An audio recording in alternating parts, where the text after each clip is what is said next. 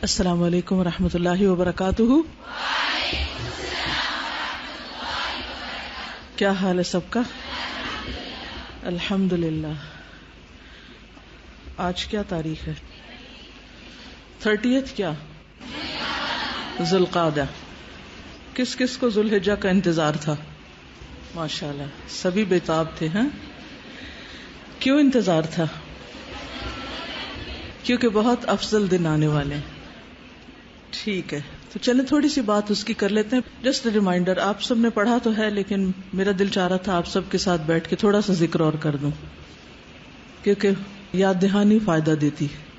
یہ سب باتیں صرف جاننے کے لیے تو نہیں ہوتی، اصل چیز تو عمل ہے کہ ہم کچھ کرنے والے بھی بنے. ٹھیک ہے، تو انشاءاللہ ہم اسی سے شروع کرتے ہیں. نحمدہ ونصلی علی رسولہ الکریم، اما بعد، فاعوذ باللہ من الشیطان الرجیم. بسم اللہ الرحمن الرحیم. رب اشرح لی صدری ویسر لی امری واحلل عقدۃ من لسانی یفقہوا قولی. شروع کرتی ہوں اللہ کے نام سے جو بے انتہا مہربان نہایت رحم فرمانے والا ہے. والفجر ولیال عشر، قسم ہے فجر کی اور 10 راتوں کی. والشفع والوتر، اور طاق اور جفت کی. حل فی ذلک قسم لذی حجر، کیا اس میں عقل والوں کے لیے کوئی قسم ہے، کوئی گواہی ہے، کوئی نشانی ہے. اللہ سبحانہ وتعالی نے فجر کی قسم کھائی اور اس کے بعد 10 راتوں کی قسم کھائی. یہ 10 راتیں کون سی ہیں؟ ان سے مراد ایک تو رمضان المبارک کا آخری عشرہ، کیونکہ رمضان المبارک کے پورے مہینے میں آخری 10 راتیں یا 9 راتیں بہت ہی فضیلت والی ہیں. عربی میں چونکہ لفظ لیل رات اور دن دونوں پر بولا جاتا ہے، اس لیے اس سے مراد عشرہ ذو الحجہ کے پہلے 10 دن بھی لیے جاتے ہیں. تو اللہ سبحانہ وتعالیٰ نے ان کی قسم کھائی. والشفع والوتر، اور جفت اور طاق کی قسم. یہ کیا ہے؟ جفت جو ہے یہ یوم النحر ہے 10واں دن، اور طاق یوم عرفہ ہے 9واں دن. حل فی ذلک قسم لذی حجر، تو عقل مند لوگوں کو ان آیات میں غور کرنا چاہیے کہ اللہ سبحانہ وتعالیٰ نے اس کی قسم کیوں کھائی ہے. یہ اللہ سبحانہ وتعالیٰ کا ہم سب پر بہت بڑا فضل ہے کہ اس نے ہمارے لیے عمل کی راہیں، درجوں کی بلندی کے حصول کی راہیں ہمارے لیے ہموار کی، اور ہمیں ان تمام چیزوں کے بارے میں بتا دیا جن میں ہماری دنیا اور آخرت دونوں کا فائدہ ہے.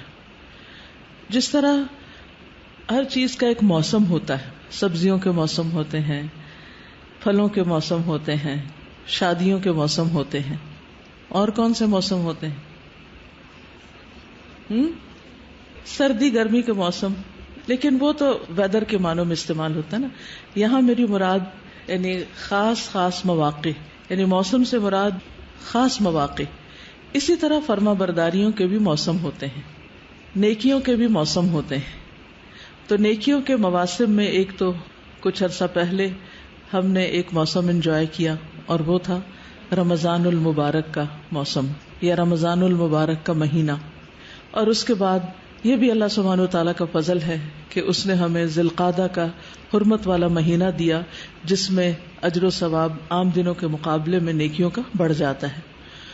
اور ذی القعدہ کے اختتام پر ذی الحجہ کا جب آغاز ہو رہا ہے تو یہ مہینہ بھی بہت برکت اور فضل والا ہے، خاص طور پر اس کے پہلے 10 دن جن کی اللہ سبحانہ وتعالیٰ نے قسم کھائی ہے. ان 10 دنوں کو باقی سال کے دنوں پر کیوں اہمیت اور فضیلت دی ہے؟ تاکہ ہم ان میں زیادہ سے زیادہ نیک اعمال کریں. ہمارے آئندہ 10 دن باقی دنوں سے مختلف ہونے چاہیے. روزانہ کی روٹین میں ہم جو نماز روزہ صدقہ خیرات کرتے ہیں وہ تو کرتے ہی ہیں، لیکن ان دنوں میں اس موسم میں ہمیں خاص طور پر نیکیوں میں بھاگ دوڑ کرنی ہے، کثرت سے نیک کام کرنے ہیں اور ایک دوسرے سے آگے بڑھنا ہے. فاستبقوا الخیرات، ان کو نہیں دیکھنا جو ان دنوں میں بھاگ دوڑ نہیں کر رہے، کہ اچھا وہ بھی تو سو رہا ہے میں بھی سو جاؤں، وہ بھی تو نہیں کر رہا میں بھی نہیں کرتا، بلکہ ان کو دیکھنا جو ہم سے آگے ہیں، جو نیک کام کر رہے ہیں. اور حقیقت میں نیک کام وہ ہوتا ہے جس کو کرنے کے بعد انسان اپنے رب کے قریب ہوتا ہے. رب العالمین، جس نے پوری کائنات بنائی، جس نے مجھے اور آپ کو پیدا کیا، جس نے ہمیں ہر نعمت سے نوازا، جس نے ہمیں ہر طرح کا رزق عطا کیا، اس کے شکرانے کے طور پر ہمیں ایسے کام کرنا ہے جس سے ہمارا رب ہم سے راضی ہو جائے. تو رب کو راضی کرنے اور رب کا قرب پانے کا موسم آ رہا ہے، وہ دن آ رہے ہیں. ان دنوں کے بارے میں رسول اللہ صلی اللہ علیہ وسلم نے خود گواہی دی ہے کہ یہ سال کے بہترین دن ہیں.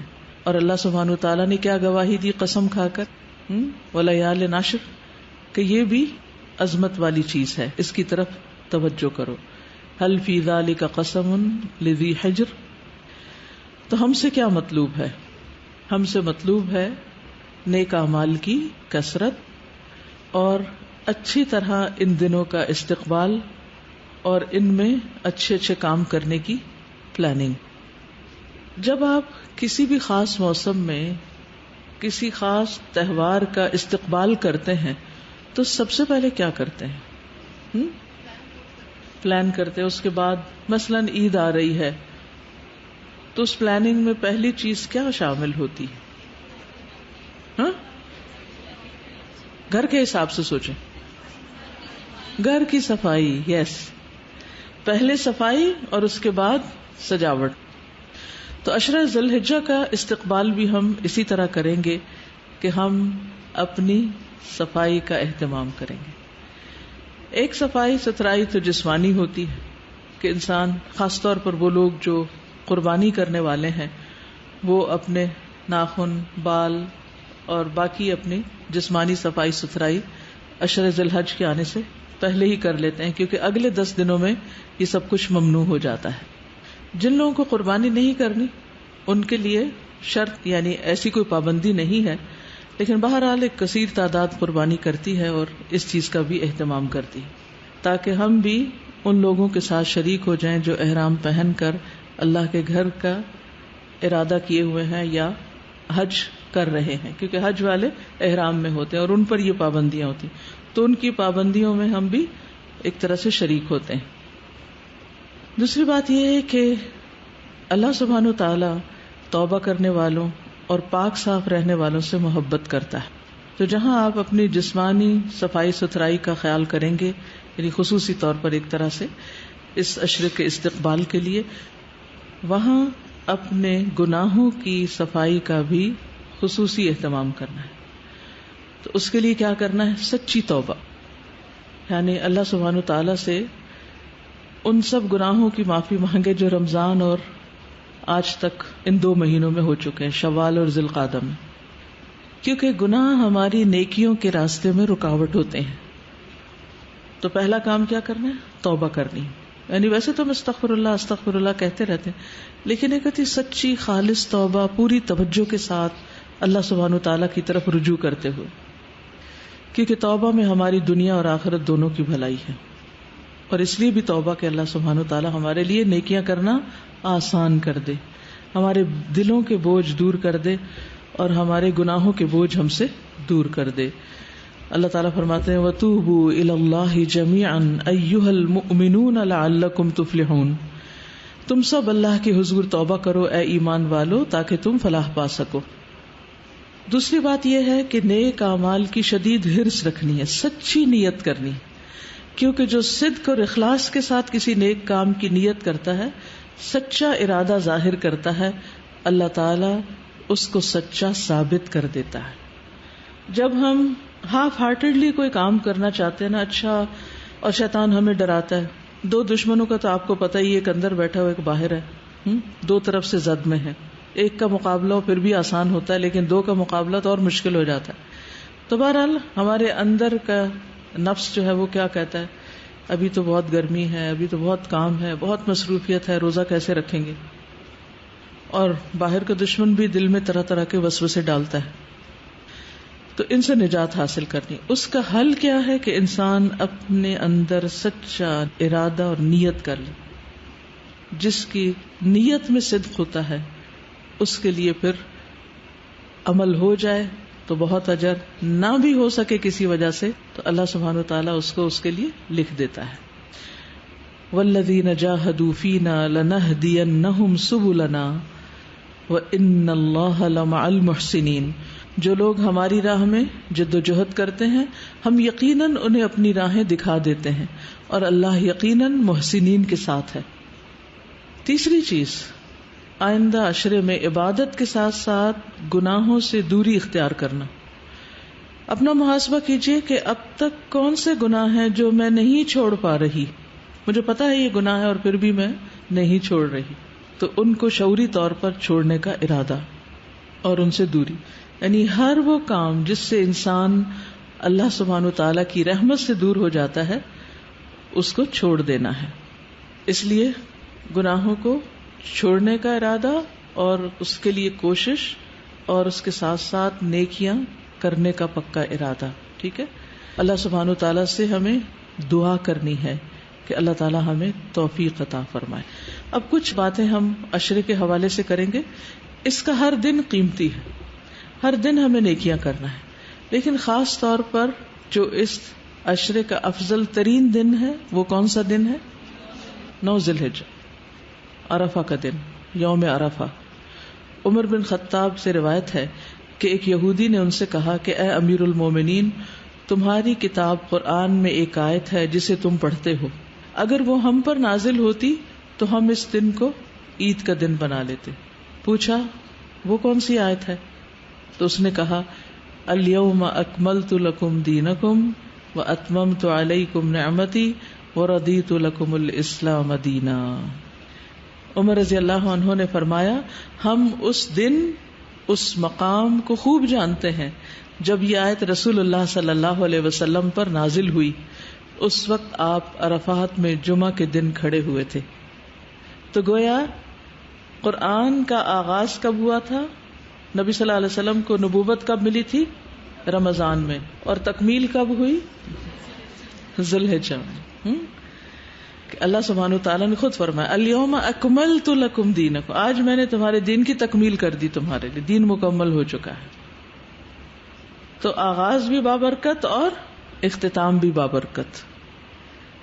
اور مجھے اچھی طرح یاد ہے کہ پچھلا ہمارا جو تعلیم القرآن جو لاسٹ میں نے تکمیل کروائی تھی، جس کو میں نے پڑھایا تھا، اللہ سبحانہ تعالیٰ کی طرف سے میری کوئی ایسی پلاننگ نہیں تھی، لیکن اتفاق ایسا ہوا کہ جس وقت حاجی عرفات میں تھے اس وقت ہماری تکمیل ہو رہی تھی. یعنی وہ دو چیزیں اتفاق سے اکٹھی ہو گئیں. تو بہرحال یہاں تو ہم چھٹی کرتے ہیں نا اس دن، اس لیے کوئی کام ہو نہیں سکتا کیونکہ آپ نے روزہ رکھنا ہے 9 ذی الحج کا. تو 12 تو اس لحاظ سے بھی یہ دن بہت افضل دن ہے، عرفات کا دن. اور پھر اس دن حاجیوں اور غیر حاجیوں دونوں کی بخشش ہوتی. 9 ذی الحجہ کا دن نبی صلی اللہ علیہ وسلم نے فرمایا تمہارا دوپہر کے بعد عرفات میں کھڑے ہونا، قیام، وقوف، کیونکہ بہت سے لوگ حج کرنے جاتے ہیں اور وہ وقوف نہیں کرتے، اپنے خیموں کے اندر ہی بیٹھے رہتے ہیں یا لیٹ جاتے ہیں یا کھانا کھا کے سو جاتے ہیں کہ ہم حج کر رہے ہیں. تو اس دن اگر دھوپ زیادہ نہ ستائے تو کھلے آسمان کے نیچے خیمے سے ذرا باہر نکل کر کھڑے ہو کر دعائیں مانگیں. تھک جائیں تو بیٹھ بھی جائیں، لیکن وقوف زیادہ بہتر ہے. یہ تو عرفات والوں کے لیے. تو اس دن اللہ سبحانہ و تعالیٰ آسمان دنیا پر نازل ہوتا ہے. ویسے تو اللہ سبحانہ و تعالیٰ کے نزول کا وقت کیا ہے؟ رات کا پچھلا پہر، لیکن اس دن کو نازل ہوتے ہیں اور فرشتوں سے تم پر فخر کرتے ہیں. اللہ تعالیٰ فرماتا ہے کہ میرے بندے میرے پاس کھلے اور گہرے راستے سے پراگندہ حالت میں آئے، تھکے ہارے، پسینے والے، میل کچیل والے، جو میری رحمت اور جنت کے امیدوار ہیں. انہیں اس میدان تک صرف یہی چیز لائی ہے، یعنی یہ مراد ہے. بس اگر تمہارے گناہ ریت کے ذروں یا بارش کے قطروں یا سمندر کی جھاگ کے برابر بھی ہوں تو میں انہیں بخش دوں گا. تو یہ حاجیوں کے لیے بشارت. آپ بھی سچی نیت کر لیں حج کی. ٹھیک ہے، میرے بندو لوٹ جاؤ، تم بخشائے ہو، اور ان کی بھی مغفرت ہے جن کی تم نے سفارش کی. اس کا کیا مطلب؟ یعنی جو وہاں پہنچے وہ باقی اپنے رشتہ داروں، دوستوں، عزیزوں سب کے لیے خوب خوب دعا کریں. تو نہ صرف یہ کہ ان کے وہاں ہونے سے ان کی بخشش ہوگی بلکہ پیچھے والوں کی بھی ہو جائے گی. کتنی بڑی خوشخبری ہے. یہ صحیح الترغیب والترہیب کی حدیث ہے. پھر پیچھے والے اور کیا کریں؟ روزہ رکھیں. اور اس روزے کا ثواب کتنا ہے اور اجر کیا ہے؟ 2 سال کے گناہوں کی معافی.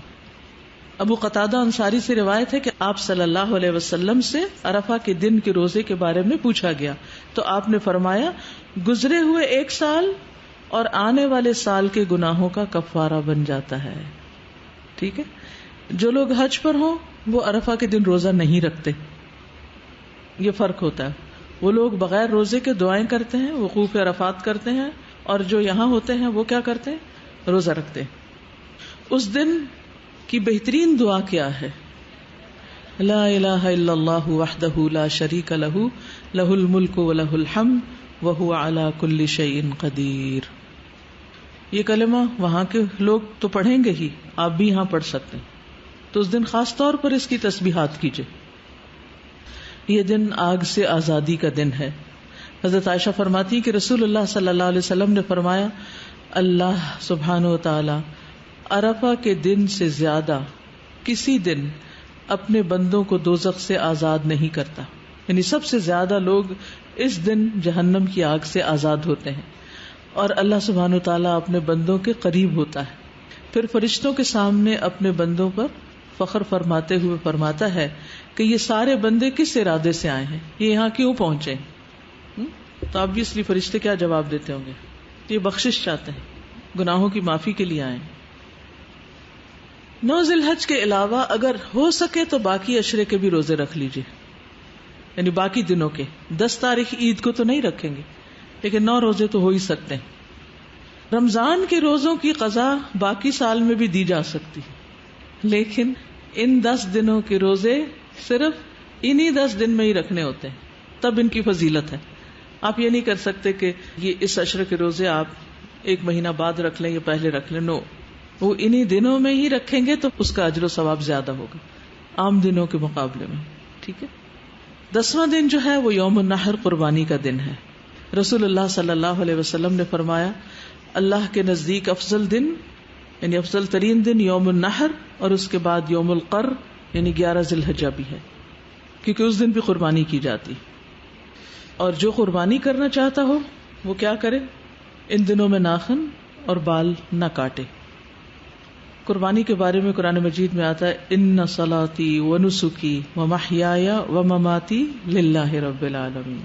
بے شک میری نماز، میری قربانی، میرا جینا اور میرا مرنا اللہ رب العالمین کے لیے.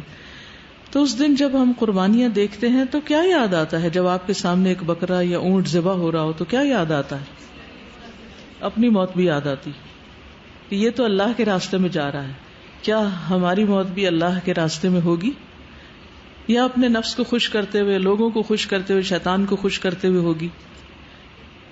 ظاہر ہے جس راستے پر آج آپ چل رہے ہیں اسی راستے پر ہی اختتام ہوگا. تو بہرحال یہ یاد رہے کہ یہ دن دنیا کے افضل ترین دنوں میں سے ہیں، یعنی عشرہ ذی الحجہ کے دن افضل ترین دن، یہ حدیث میں آتا ہے. اور ان دنوں میں کیا گیا کوئی بھی نیک عمل، چاہے روزہ ہو یا نوافل ہو یا صدقہ خیرات ہو یا کسی مریض کی عیادت ہو یا گھر والوں کی خدمت ہو کہ ان کے لیے آپ سحری بنا رہے ہیں، افطاری بنا رہے ہیں، یہ سارے کام اللہ کی خاطر اگر آپ کر رہے ہیں تو ان کا اجر و ثواب عام دنوں سے کہیں زیادہ ہے. آپ یہ بھی کر سکتے ہیں کہ اگر آپ کے کچھ قضا روزے رہتے ہیں تو ان کی نیت سے بھی آپ ان دنوں میں روزے رکھ سکتے ہیں. تو عشرہ ذی الحجہ کے بھی جو فضیلت ہے وہ بھی آپ کو مل جائے گی اور قضا روزے بھی پورے ہو جائیں گے. بس آخری جو 9 ذی الحجہ کا روزہ ہے وہ آپ اسی نیت سے رکھ لیں تاکہ وہ خاص اس کی جو فضیلت ہے وہ حاصل ہو سکے. ابن عباس کہتے ہیں کہ رسول اللہ صلی اللہ علیہ وسلم نے فرمایا اللہ تعالیٰ کو کوئی نیک عمل کسی دن میں اتنا پسندیدہ نہیں جتنا ان دنوں میں پسندیدہ اور محبوب ہوتا ہے، یعنی عشرہ ذی الحجہ. صحابہ نے کہا اے اللہ کے رسول کیا جہاد فی سبیل اللہ بھی نہیں؟ فرمایا نہیں، جہاد فی سبیل اللہ بھی نہیں، مگر جو شخص اپنی جان اور مال لے کر نکلا ہو پھر کچھ واپس نہ لایا یعنی شہید ہو گیا ہو. تو شہادت کا مرتبہ بہرحال بلند ہے. راوی کہتے ہیں کہ سعید بن جبیر ذی الحجہ کے 10 دن داخل ہونے کے بعد عبادت میں بہت زیادہ کوشش کرتے تھے، اتنی جس کی وہ قدرت نہیں رکھتے تھے. یعنی عام دنوں میں وہ کر نہیں پاتے تھے جتنی وہ ان دنوں میں کیا کرتے تھے. تو ہم کیا کیا کر سکتے ہیں؟ نمبر 1 ذکر و اذکار کر سکتے ہیں. مثلا آپ پیریڈز میں ہیں، آپ کو نماز نہیں پڑھنا اور کام نہیں آپ کر پا رہے، روزہ نہیں رکھ پا رہے، تہجد نہیں پڑھ سکتے، تو آپ کیا کریں؟ کثرت سے ذکر کریں. کوئی چیز آپ کو ذکر سے نہیں روک سکتی. اس کے لیے وضو کے ساتھ ہونا بھی شرط نہیں، کیونکہ اس کی تلقین آپ نے خود فرمائی. آپ نے فرمایا کوئی دن اللہ کے ہاں ان 10 دنوں سے زیادہ عظمت والا نہیں، اور نہ ہی کسی دن کا عمل اللہ تعالیٰ کو ان 10 دنوں کے عمل سے زیادہ محبوب ہے. پس تم ان 10 دنوں میں کثرت سے تحلیل یعنی لا الہ الا اللہ، تکبیر اللہ اکبر اور تحمید الحمدللہ کہو. تو ان 10 دنوں میں جو ذکر سب سے افضل ہے وہ کیا ہے؟ تکبیرات. ٹھیک ہے. اور تکبیرات کون کون سی ہوتی ہیں؟ ایک تو چلیے دوہرا لیتے ہیں.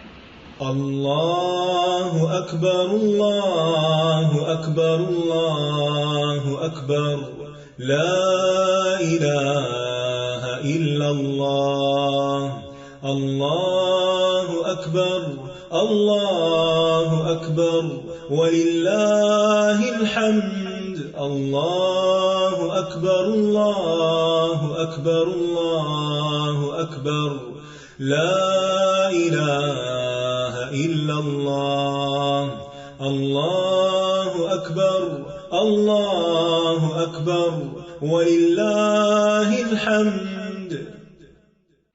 تو اس میں حمد بھی آ گئی، اللہ اکبر بھی آ گیا اور لا الہ الا اللہ بھی آ گیا. ایک اور تکبیر بھی پڑھی جاتی، اللہ اکبر کبیرہ والحمد للہ کثیرہ وسبحان اللہ بکرۃ واصیلا. نبی صلی اللہ علیہ وسلم نے فرمایا سب سے افضل کلام سبحان اللہ والحمد للہ ولا الہ الا اللہ واللہ اکبر ہے. یعنی سورج جن چیزوں پر طلوع ہوتا ہے ان میں سب سے زیادہ محبوب مجھے یہ ذکر ہے. ایک اور جگہ پر افضل الذکر لا الہ الا اللہ ہے. تو آپ خالی لا الہ الا اللہ بھی پڑھ سکتے ہیں، لا الہ الا اللہ وحدہ لا شریک آخر تک بھی پڑھ سکتے ہیں، اور یہ بھی سبحان اللہ والحمد للہ ولا الہ الا اللہ واللہ اکبر، اور تکبیرات اللہ اکبر لا الہ الا اللہ واللہ اکبر. اور پھر اللہ سبحانہ تعالیٰ کا چنا ہوا کلام کون سا ہے جو پسندیدہ ہے، جو اللہ نے اپنے فرشتوں اور بندوں کے لیے چنا، وہ ہے سبحان اللہ و بحمدہ. تو اس کی بھی آپ یعنی کثرت کر سکتے ہیں، کم از کم صبح شام 100 بار اس کی تسبیح بیان کریں. دوسرے ہے قرآن کی تلاوت. اور آپ سب جانتے ہیں کہ ایک حرف کے بدلے میں کیا ملتا ہے؟ 10 نیکیاں. 10 قرآن سفارش کرے گا کس کے لیے؟ پڑھنے والوں کے لیے. شفیعا لاصحابہ. اصحاب کون ہوتے ہیں؟ ساتھی. تو قرآن کے ساتھی کون ہیں؟ یا قرآن کن کا ساتھی ہے؟ جو اس کو ساتھ رکھتے ہیں. ساتھی کون ہوتا ہے؟ جو ساتھ ہوتا ہے. تو قرآن مجید کو کہاں رکھیں؟ شیلف پر یا ساتھ؟ ساتھ. ایک تو دل میں ہوتا ہے وہ بھی ساتھ ہوتا ہے، وہ سب سے زیادہ ساتھ ہوتا ہے. اور جو دل میں نہیں وہ آپ کے مصحف میں آپ کے ساتھ رہنا چاہیے. آپ دیکھیے کہ جن کے دلوں میں ہے وہ تو بہت ہی خوش قسمت ہے. نبی صلی اللہ علیہ وسلم نے فرمایا قیامت کے دن قرآن مجید آئے گا اور کہے گا اے میرے رب اس کو زیور پہنا دیجیے. کس کو؟ قاری قرآن کو. تو اس شخص کو عزت کا تاج پہنایا جائے گا. قرآن مجید پھر کہے گا اے رب اور زیادہ اس کی عزت افزائی فرمائیے. تو اس قرآن پڑھنے والے کو عزت کا لباس پہنایا جائے گا. قرآن مجید پھر کہے گا اے میرے رب اس سے راضی ہو جائیے. تو اللہ تعالیٰ اس شخص سے راضی ہو جائے گا. پھر اللہ تعالیٰ فرمائے گا قرآن پڑھتے جاؤ اور جنت کے درجات چڑھتے جاؤ، اور ہر آیت کے ساتھ ایک نیکی بھی زیادہ کر دی جائے گی، یعنی اور زیادہ فضیلت بڑھا دی جائے گی.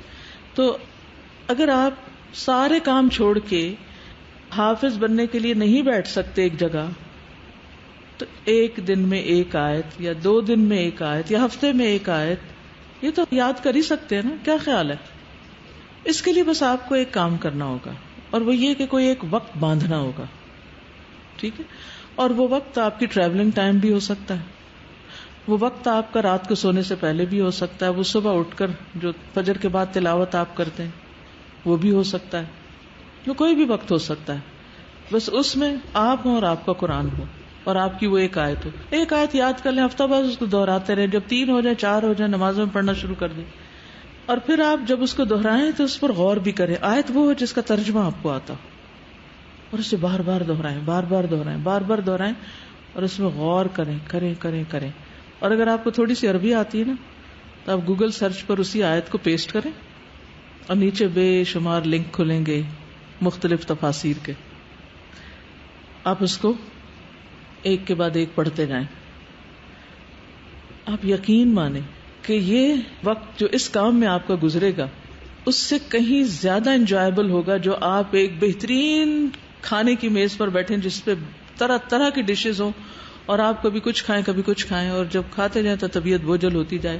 لیکن جب آپ اس مائدہ پر، یہ بھی مائدہ ہے، یہ بھی ایک دسترخوان ہے جس میں لوگوں کی سال ہر سال کی محنتیں ہیں، جس میں انہوں نے ساری زندگی کام کر کے، عرق ریزی کر کے، قرآن میں غور و فکر اور تدبر کر کے ان آیات کے بارے میں لکھا ہے، جمع کیا ہے. جب آپ اس کو پڑھتے جائیں گے آپ کا دل، دماغ، ہر چیز روشن ہوتی جائے گی. یوں لگے گا روشنی کے سمندر میں آپ. لیکن یہ چیز تھوڑا سا وقت لیتی ہے. آپ اس کے لیے سنڈے کا دن رکھ سکتے ہیں جس دن کوئی کلاس نہیں، کچھ نہیں، کوئی دباؤ نہیں، کچھ نہیں، بس انجوائے کریں بیٹھ کے تھوڑی دیر. جو لوگ فقہ القلوب کافی دن سے پڑھ رہے ہیں وہ یہ کر سکتے ہیں. کچھ مشکل نہیں، بس ایک آیت، چھوٹی سی آیت، ایک آیت لے لیں. اقبال نے کہا تھا نا، قرآن میں ہو غوطہ زن اے مرد مسلمان. شعر سب کو آتا ہے، دیکھیں کتنے لوگ بولے ہیں، لیکن کتنے غوطہ زن بھی ہوئے ہیں پھر جو ڈوبے ہیں اور پھر کچھ موتی نکال کے لائیں. آپ یقین کریں اگر اس طریقے سے آپ پڑھیں گے اور حفظ کریں گے اور نمازوں میں پڑھیں گے، آپ کی نمازوں کی کوالٹی یقیناً بہتر ہوگی، کیونکہ آپ نے مشقت کر کے ایک آیت سیکھی ہے نا. اس وقت جس طرح آپ پڑھ رہے ہیں نا، یہ تو انٹرٹینمنٹ ہے. کسی نے پڑھ کے بول دیا، آپ نے سن لیا اور آپ نے سمجھ لیا، ٹھیک ہے، یہ پہلا سٹیپ ہے، تھوڑا سا آگے بڑھیں. ٹھیک ہے، جو بگنرز ہیں ان کے لیے میں سمجھتی ہوں مشکل، لیکن میری ایک بتائی ہوئی ایک ترکیب جو ہے یہ شاید آپ کو زندگی میں کسی وقت کام آ جائے. یعنی اس قرآن کو اگر آپ نے ساتھی بنانا ہے نا، تو ساتھی جو دوست جو ہوتا ہے نا اس کو تنہائی میں لے کے بیٹھتے پھر مزہ زیادہ آتا ہے باتیں کرنے کا. ایک ہوتا ہے نا سب کے ساتھ، اس کا اپنا ایک مزہ ہے. اس وقت ہم پڑھ رہے ہیں قرآن کی بات، اور ایک یہ ہے کہ سب اپنے اپنے کاموں میں لگے اور آپ لے کے بیٹھے ہوئے تفاسیر، اس کو پڑھ رہے، اس کو پڑھ رہے، اس کو پڑھ رہے، اس کو پڑھ رہے، روشنی پہ روشنی پہ روشنی پہ روشنی. اور آپ یقین کریں کہ اگر آپ کو 50% بھی سمجھ آتا ہے نا، کئی چیزیں آپ اس میں سے سیکھ جائیں گے. اس پہ نہ کہیں ہمیں نہیں سمجھ آتی عربی، کرنا تو شروع کریں، کر کے تو دیکھیں. کیا دنیا بھر کی چیزیں ہم سرچ کرتے رہتے. اللہ کا شکر ہم اس دور میں پیدا ہوئے ہیں کہ ہمیں یہ ساری چیزیں اکٹھی ہو کے ایک جگہ مل جاتی. آج سے 10 سال پہلے، 20 سال پہلے یہ لگژری کسی کو حاصل نہیں تھی. مجھے یاد ہے جب میں نے 88 میں PhD کی ہے، ایک ایک چیز کو ڈھونڈنے کے لیے کتنی کتابیں کھولنی پڑتی تھی، اور مٹی سے اٹی بھی ہوتی تھی، اور بعض اوقات پوری کتاب دیکھ کے تو ایک چیز بھی نہیں ملتی تھی. لیکن یہ الحمدللہ کتابوں کی زیارت بذات خود ایک بڑا ہی بہترین کام ہے. جتنی دیر انسان ان میں ڈوبا رہے، انجوائے ہی کرتا چلا جاتا ہے، اور ایک خاص قسم کی روحانی تسکین ملتی ہے جو کسی بازار کی شاپنگ، کسی کپڑوں کی دکان پہ جا کے اور جیولری پہ نہیں ملتی. یہ الگ ہی ایک دنیا ہے اگر اس کا آپ ٹیسٹ ڈیولپ کریں. دنیا کی چیزیں جب زیادہ ہو جاتی ہیں دل بھر جاتا ہے، یہ جب زیادہ ہوتا ہے دل نہیں بھرتا اور پیاس لگ جاتی. تو بہرحال قرآن کو ساتھی بنا لیں. ساتھی دیکھیے، ہم مصروف بھی ہوتے ہیں نا، تو اپنے دوستوں سے ہفتے میں 1-8 دفعہ تو مل ہی لیتے ہیں نا جا کے. ویکینڈ پہ کسی وقت ہم کہتے ہیں اچھا آج کے دن ہم جائیں گے ملاقات کریں دوستوں سے، رشتہ داروں سے. لوگ ویکینڈ پہ کیا کرتے ہیں بتائیے؟ کیا ہوتا ہے آپ کے گھروں میں؟ کھانے پکتے ہیں، دعوتیں ہوتی ہیں. جو لوگ فیملی اورینٹڈ ہوتے ہیں، سوشلائز کرنے والے ہوتے ہیں، وہ ویکینڈ کا انتظار کرتے ہیں، ملتے ہیں، ملاتے ہیں، لوگوں کو بلاتے ہیں، خود جاتے ہیں، سب بیٹھتے ہیں، انجوائے کرتے ہیں. کیسے دل خوش ہوتا ہے سب کو دیکھ کے، مل کے.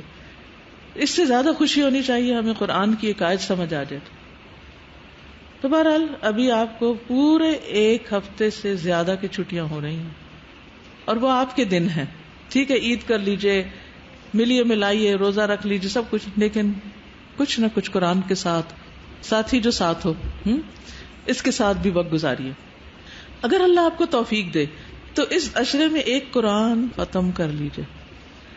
میں اس لیے مشورہ دے رہی ہوں کہ ہو سکتا ہے سب کو نہ فائدہ دے، مگر ہو سکتا ہے کسی کو فائدہ بھی دے جائے. اس کے تھوڑی سی میں بریک اپ آپ کو بتا دیتی ہوں، شاید اس طرح آپ کو آسانی ہو جائے. کل کسی نے مجھے بڑی انٹرسٹنگ ایک سٹوری سنائی. ایک مشورہ کیا تھا، سورت یاسین شروع ہوئی تو میں نے 4th بیچ میں اپنے اسٹوڈنٹ سے کہا اپنے دوستوں کو لے کر آئے. تو ایک خاتون اپنی ایک دوست کو لے آئی.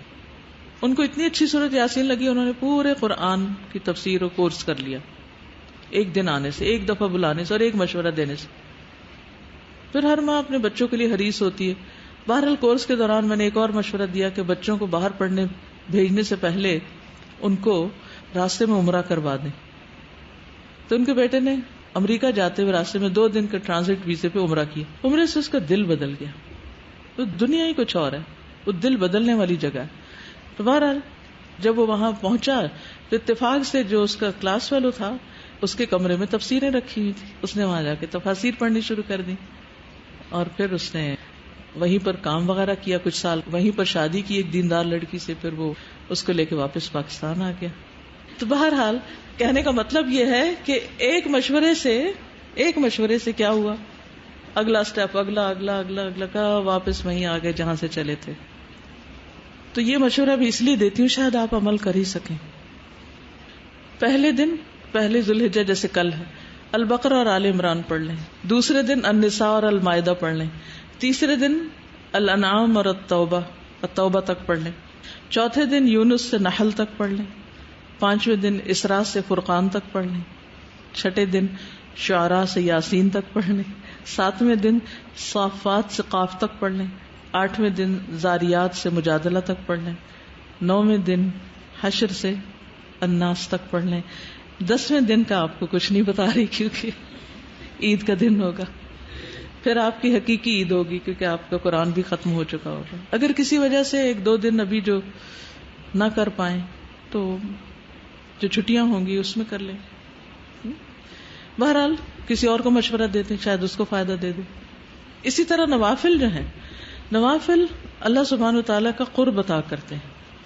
قرب اللہ تعالیٰ فرماتے ہیں، صحیح بخاری کی حدیث ہے اور حدیث قدسی ہے، میرا بندہ جن جن عبادتوں سے میرا قرب حاصل کرتا ہے ان میں کوئی عبادت مجھے اس سے زیادہ محبوب نہیں جو میں نے اس پر فرض کی ہے. اور میرا بندہ فرض کے بعد نفل عبادت کر کے، فرض کے بعد میں نے اپنے پاس سے لگایا حدیث کے لفظ نے، یعنی فرض تو ہو گئے، نفل عبادت کر کے مجھ سے اتنا قریب ہو جاتا ہے کہ میں اس سے محبت کرنے لگتا ہوں. تو نوافل کیا ہے؟ اللہ سبحانہ تعالیٰ کی محبت حاصل کرنے کا ذریعہ. اور ہر سجدے سے درجہ بلند ہوتا ہے، ہر سجدے سے. جو شخص 1 رکوع یا 1 سجدہ کرتا ہے اس کا ایک درجہ بلند کر دیا جاتا ہے، گناہ معاف کر دیا جاتا ہے. اور قیامت کے دن انسان کو کتنی حسرت ہوگی جب اپنے سے اوپر والے درجے والوں کو دیکھے گا. اور پھر حدیث میں آتا ہے، مسند احمد کی روایت ہے، مسلمان بندہ جب اللہ کی رضا حاصل کرنے کے لیے نماز پڑھتا ہے تو اس کے گناہ اس طرح جھڑ جاتے ہیں جیسے اس درخت کے پتے جھڑ رہے ہوں، یعنی جو سوکھا ہوا درخت ہوتا ہے. اور جب نماز کے لیے انسان کھڑا ہوتا ہے تو سارے گناہ لا کے اس کے کندھے پہ رکھ دیے جاتے ہیں. جب رکوع اور سجدہ کرتا ہے تو اس کے گناہ بھی اس سے جھڑ جاتے ہیں. السلسلہ صحیحہ کی حدیث. پھر ان دنوں میں صدقہ خیرات کر رہا ہے.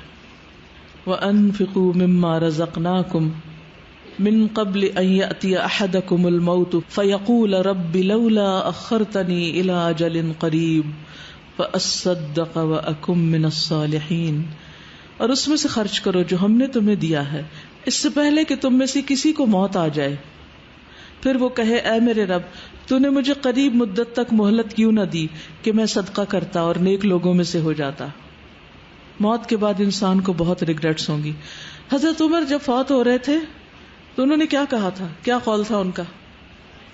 اللہ کی قسم اگر اس وقت مجھے زمین بھر بھی سونا مل جائے تو میں کیا کروں؟ صدقہ کر کے قبر کی آگ سے، جہنم کی آگ سے بچنے کی فکر کروں. موت تو آنی ہے نا ہم سب پہ. ہمیں نہیں پتا کب آ جائے. کچھ نہ کچھ صدقہ ان دونوں میں ضرور کرنا ہے. اور پروجیکٹ میں نے آپ کو پہلے سے بتا رکھا ہے کہ اس وقت میرے خیال میں بیسٹ صدقہ جو ہے وہ یہ کہ ہم اپنے آئندہ کے لیے ایسی جگہ انویسٹ کریں. آپ یوں سمجھیں جیسے آپ نے کسی انویسٹمنٹ بینک میں پیسہ ڈالا ہے جس کا پروفٹ آپ کو ساتھ ساتھ ملتا رہے گا, جتنا بھی اس سے صدقہ جاری آئے گا. اس کی نئی بلڈنگ جو آپ کے سامنے بن رہی. کل الحمدللہ مجھے اسکول کے 3 کیمپس وزٹ کرنے کا موقع ملا, اور جب میں ایک جگہ پر داخل ہو رہی تھی, بالکل چھوٹے چھوٹے بچے تکبیرات پڑھتے ہوئے وہاں سے نکل رہے تھے. تو میں سوچ رہی تھی کیا ہم میں سے کسی نے اس عمر میں تکبیرات پڑھی ہیں؟ ہمیں کسی نے بتایا اس عمر میں کہ ان 10 دنوں میں تکبیرات پڑھی جاتی ہیں؟ ہم میں سے تو کئی لوگ اپنے بڑھاپے کو پہنچ چکے اور انہیں نہیں پتا چلا کہ یہ تکبیرات پڑھنے کے دن ہیں. اور ان کے لیے وہ سارے ماڈلز وغیرہ بنائے جا رہے تھے جس میں ان کو عشرہ ذی الحج کی تھیم آ رہی تھی ان کی, کہ وہ ریفریش کرے, بچوں کو پتا چلے کہ حج کیا ہے اور کیسے کرنا ہے اور کیا فائدہ ہے ان دنوں کا. تو جو تعلیم بچپن سے دے دی جاتی ہے اس کا فائدہ ہی کچھ اور ہے. تو بہرحال تو صدقے کو معمولی نہیں سمجھنا, خواہ کھجور کا ایک ٹکڑا ہی کیوں نہ ہو. اور جو اللہ کی راہ میں کوئی چیز خرچ کرتا ہے اس کے لیے اس کا 700 گنا اجر لکھا جاتا ہے. سنن ترمذی کی روایت ہے. نفقہ فی سبیل اللہ, اللہ کے راستے میں, اللہ کے دین کے راستے میں. پھر روزوں کا اہتمام, روزے کا اجر. اللہ سبحانہ وتعالیٰ فرماتے ہیں الصوم لی وانا اجزی بہ, روزہ میرے لیے, میں خود جزا دوں گا.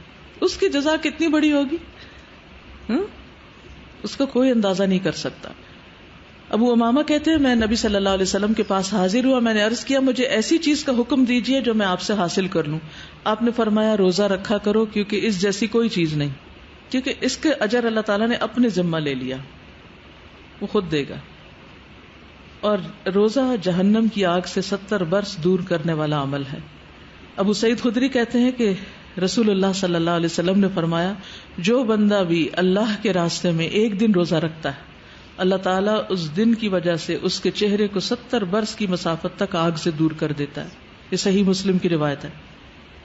پھر اسی طرح یہ دن جب گزرے تو ایک خاص دعا کرنی ہے.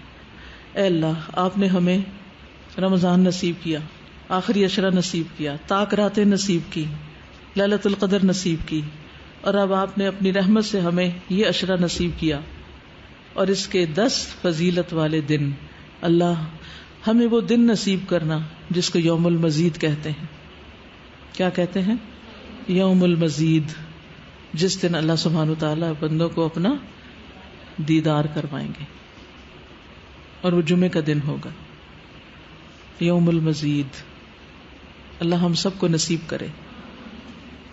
چونکہ یہ بھی حرمت والا مہینہ ذی الحجہ, اس لیے خاص طور پر آپ سب نے حرمتوں کا پاس کرنا ہے. ظلم کی ممانعت ہے اس دن میں, کیونکہ اس کے بارے میں آتا نا ان عدت الشہور عند اللہ 12 شہرا فی کتاب اللہ یوم خلق السماوات والارض منها 4 حرم ذلک الدین القیم فلا تظلموا فیہن انفسکم. بے شک مہینوں کی گنتی اللہ کے نزدیک اللہ کی کتاب میں 12 مہینے ہیں. اس دن سے جب سے اللہ سبحانہ وتعالیٰ نے آسمانوں اور زمین کو پیدا کیا, ان میں سے 4 حرمت والے ہیں. یہی سیدھا دین ہے, سو ان میں اپنی جانوں پر ظلم نہ کرو.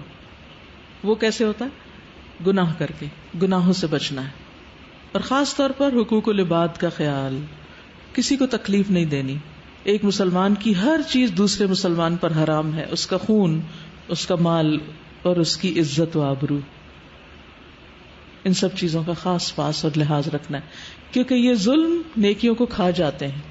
تو ایسا نہ ہو ایک طرف آپ بڑی بڑی نیکیاں کر رہے ہیں اور دوسری طرف دوسروں کو اذیت اور تکلیف دے کے آپ اپنی نیکیوں کو برباد کرنے والے ہیں. تو اس سے خصوصی طور پر آپ نے بچنا ہے. اللہ سبحانہ و تعالی ہمیں عمل کی توفیق عطا فرمائے اور واقعی ہم اس عشرے میں کچھ کر سکیں. جو لوگ ہمت رکھتے ہوں وہ روزے کی کوشش کریں.